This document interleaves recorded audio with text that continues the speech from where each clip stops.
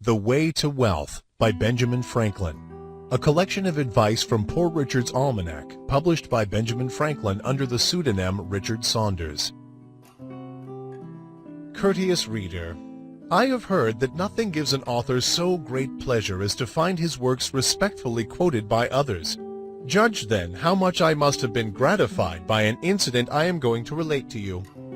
I stopped my horse lately where a great number of people were collected at an auction of merchants' goods.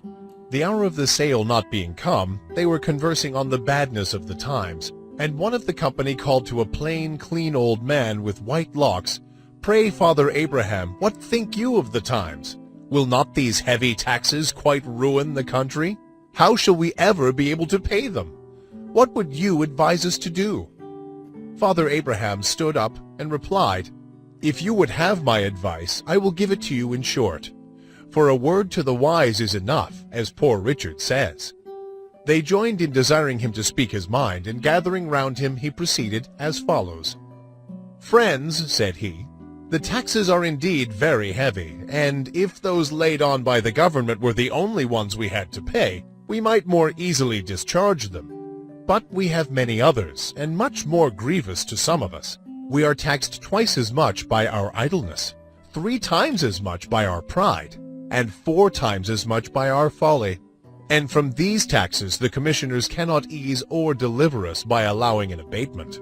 However, let us hearken to good advice, and something may be done for us. God helps them that help themselves, as Poor Richard says. It would be thought of a hard government that should tax its people 1/10 of their time to be employed in its service. But idleness taxes many of us much more. Sloth, by bringing on diseases, absolutely shortens life. Sloth, like rust, consumes faster than labor wears, while the used key is always bright, as Poor Richard says. But dost thou love life? Then do not squander time, for that is the stuff life is made of, as Poor Richard says. How much more than is necessary do we spend in sleep, forgetting that the sleeping fox catches no poultry, and that there will be sleeping enough in the grave, as Poor Richard says.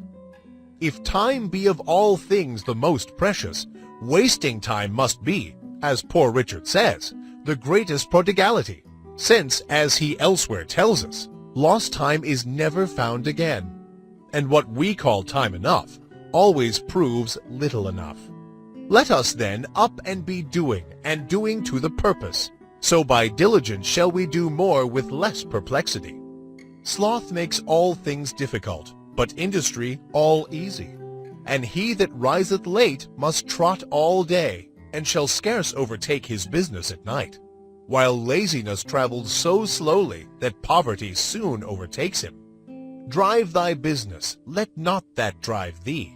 And early to bed and early to rise makes a man healthy, wealthy, and wise, as Poor Richard says. Methinks I hear some of you say, "Must a man afford himself no leisure?" I will tell thee, my friend, what Poor Richard says. Employ thy time well, if thou meanest to gain leisure, and since thou art not sure of a minute, throw not away an hour. Leisure is time for doing something useful. This leisure the diligent man will obtain, but the lazy man never. For a life of leisure and a life of laziness are 2 things. Many, without labor, would live by their wits only, but they break for want of stock, whereas industry gives comfort and plenty and respect. Fly pleasures, and they will follow you. The diligent spinner has a large shift, and now I have a sheep and a cow, everybody bids me good morrow. But with our industry we must likewise be steady, settled, and careful, and oversee our own affairs with our own eye, and not too much to others. For, as Poor Richard says, I never saw an oft-removed tree, nor an oft-removed family, that throve so well as those that settled be. And again, 3 removes are as bad as a fire. And again, keep thy shop, and thy shop will keep thee. And again, if you would have your business done, go. If not, send. And again, he that by the plough would thrive, himself must either hold or drive. And again, the eye of a master will do more work than both his hands. And again, want of care does us more damage than want of knowledge. And again, not to oversee workmen is to leave them your purse open. Trusting too much to others' care is the ruin of many. For in the affairs of this world men are saved not by faith, but by the want of it. But a man's own care is profitable. For, if you would have a faithful servant, and one that you like, serve yourself. A little neglect may breed great mischief. For want of a nail the shoe was lost. For want of a shoe the horse was lost. And for want of a horse the rider was lost, being overtaken and slain by the enemy. All for want of a little care about a horseshoe nail. So much for industry, my friends, and attention to one's own business. But to these we must add frugality, if we would make our industry more certainly successful. A man may, if he knows not how to save as he gets, keep his nose all his life to the grindstone, and die not worth a groat at last. A fat kitchen makes a lean will, and many estates are spent in the getting, since women for tea forsook spinning and knitting, and men for punch forsook hewing and splitting. If you would be wealthy, think of saving as well as getting. The Indies have not made Spain rich, because her outgoes are greater than her incomes. Away then with your expensive follies, and you will not then have so much cause to complain of hard times, heavy taxes, and chargeable families. For women and wine, game and deceit, make the wealth small and the want great. And further, what maintains one vice would bring up 2 children. You may think perhaps that a little tea or a little punch now and then, diet a little more costly, clothes a little finer, and a little entertainment now and then, can be no great matter. But remember, many a little makes a mickle. Beware of little expenses. A small leak will sink a great ship, as Poor Richard says.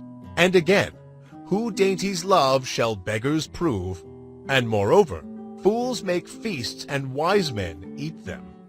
If you would know the value of money, go and try to borrow some. For he that goes a-borrowing goes a-sorrowing, as Poor Richard says. And indeed, so does he that lends to such people when he goes to get it in again. Poor Dick further advises, and says, Fond pride of Drew is sure a very curse. Ere fancy you consult your purse. And again, pride is as loud a beggar as want, and a great deal more saucy. When you have bought one fine thing, you must buy 10 more, that your appearance may be all of a piece. But Poor Dick says, it is easier to suppress the first desire than to satisfy all that follow it. And it is truly folly for the poor to ape the rich, as for the frog to swell in order to equal the ox. Vessels large may venture more, but little boats should keep near shore. It is, however, a folly soon punished, for, as Poor Richard says, pride that dines on vanity sups on contempt. Pride breakfasted with plenty, dined with poverty, and supped with infamy. And, after all, of what use is this pride of appearance for which so much is risked, so much is suffered? It cannot promote health, nor ease pain. It makes no increase of merit in the person. It creates envy. It hastens misfortune. But what madness must it be to run in debt for these superfluities? When you have got your bargain, you may, perhaps, think little of payment. But as Poor Richard says, creditors have better memories than debtors. Creditors are a superstitious sect, great observers of set days and times. The day comes round before you are aware, and the demand is made before you are prepared to satisfy it. Or, if you bear your debt in mind, the term, which at first seems so long, will, as it lessens, appear extremely short. Time will seem to have added wings to his heels as well as his shoulders. Those have a short Lent who owe money to be paid at Easter. At present, perhaps, you may think yourselves in thriving circumstances, and that you can bear a little extravagance without injury. But, for age and want save while you may, no morning sun lasts a whole day.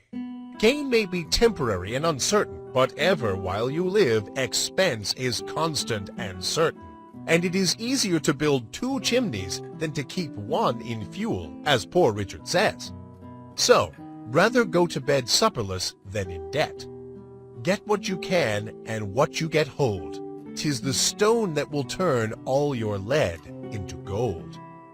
And when you have got the philosopher's stone, make sure you will no longer complain of bad times or the difficulty of paying taxes. This doctrine, my friends, is reason and wisdom. But after, do not depend too much upon your own industry and frugality and prudence, though excellent things, for they may all be blasted without the blessing of heaven. And therefore ask that blessing humbly, and be not uncharitable to those that at present seem to want it, but comfort and help them. Remember, Job suffered and was afterward prosperous. And now, to conclude, experience keeps a dear school, but fools will learn in no other, as Poor Richard says, and scarce in that.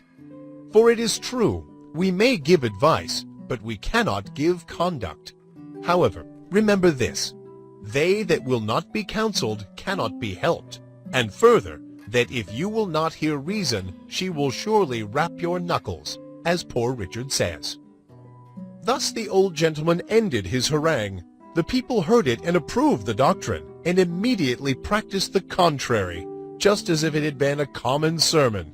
For the auction opened, and they began to buy extravagantly. I found the good man had thoroughly studied my almanacs, and digested all I had dropped on these topics during the course of 25 years. The frequent mention he made of me must have tired anyone else, but my vanity was wonderfully delighted with it, though I was conscious that not a 10th part of the wisdom was my own, which he ascribed to me, but rather the gleanings that I had made of the sense of all ages and nations. However, I resolved to be the better for the echo of it, and though I had at first determined to buy stuff for a new coat, I went away resolved to wear my old one a little longer. Reader, if thou wilt do the same, thy profit will be as great as mine. I am, as ever, thine to serve thee, Richard Saunders, July 7th, 1757. The End.